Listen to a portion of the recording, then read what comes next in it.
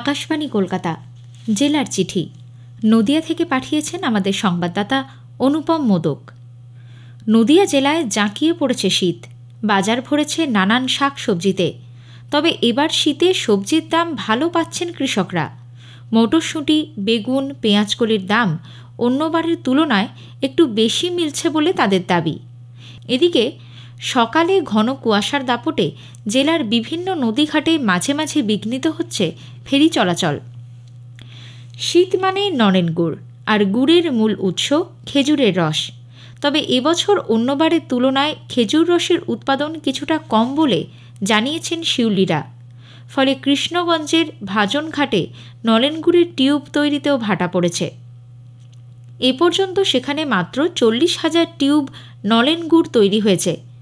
2018 সাল থেকে এখানে নলেন গুড় টিউবজাত করে দেশের বিভিন্ন জায়গায় পাড়ি দেয়।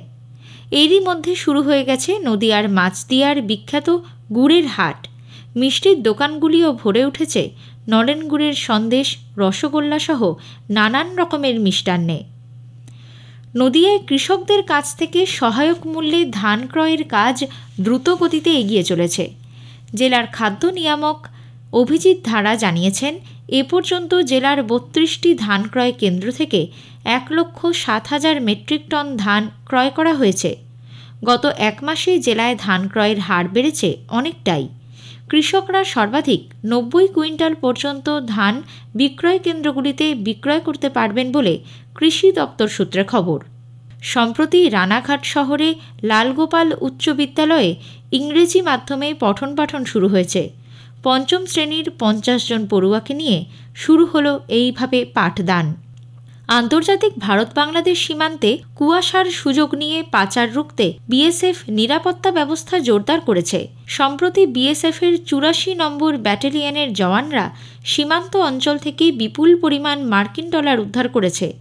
ভারতীয় মুদ্রায় এর মূল্য 1,39,00,000 টাকারও বেশি। জেলায় নদী ভাঙন প্রতিরোধের জন্য নদীর পাড় বাঁধানোর প্রকল্প হাতে নেওয়া হয়েছে। সম্প্রতি কেন্দ্রীয় নৌপরিবহন ও জলপথ প্রতিমন্ত্রী শান্তনু ঠাকুর কল্যাণীর নিকটে 3,437 মিটার পাড় বাঁধানোর জন্য গৃহীত প্রকল্পের ভিত্তিপ্রস্তর স্থাপন করেন। মোট 12 কোটি টাকারও বেশি খরচ এর জন্য ধার্য করা হয়েছে।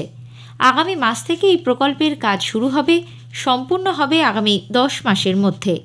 ভারত সরকারের সামাজিক ন্যায় বিচার ও ক্ষমতায়ন মন্ত্রকের পক্ষ থেকে বিশেষভাবে সক্ষম মানুষদের সহায়তা প্রদানের কাজ এগিয়ে চলেছে নদিয়াতেও।